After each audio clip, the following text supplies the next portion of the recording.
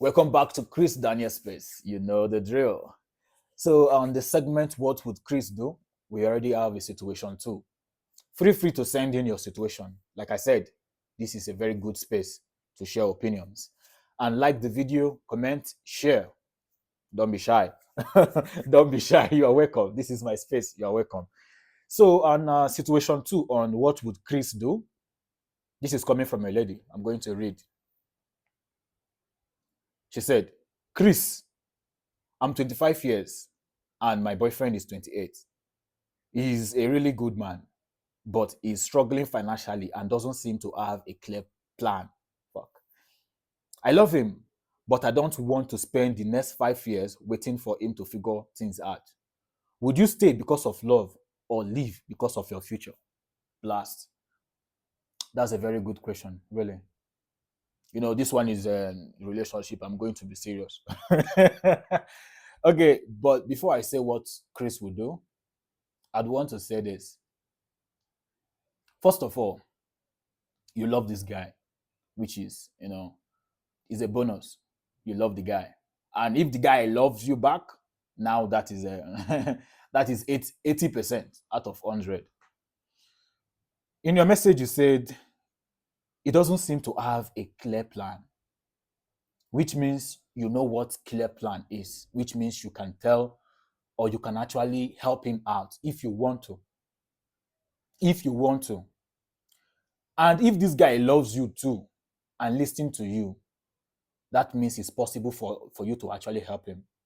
But maybe you are scared, or maybe you just want what you want, which is money. And it's okay. You get. And also, before I tell you what Chris would do in a situation like this, I must say, why don't we work on what our first attraction is when we meet our opposite gender? For the men, we should look beyond beauty, the appearance, because that can sustain the relationship. Iril says, beauty and appearance can sustain the relationship. For the woman, what is your first attraction? Is it the way he talks to you? Actually, I would want to ask this girl, what made you love him, actually? Because if I'm a girl, I would discipline or build myself enough not to love the less in people. So for you to fall in love with the less about him, that is the error, For the beginning, that's the error. But yeah, you can't control how you feel. You can't control what makes you love people. But I believe you can work on it. What gives you the first butterfly in your belly? So what would Chris do in a situation like this? The question is, if the guy loves you, I don't think living is an option. It's a good option. Living is not a good option. Because for you to find another guy that you love, it might take time.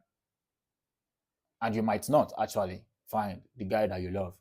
So for you to love this guy is already a thing. And if the guy loves you back, like I said, it's a very big bonus, 80%. So what would you do? Confirm if this guy pays attention to you.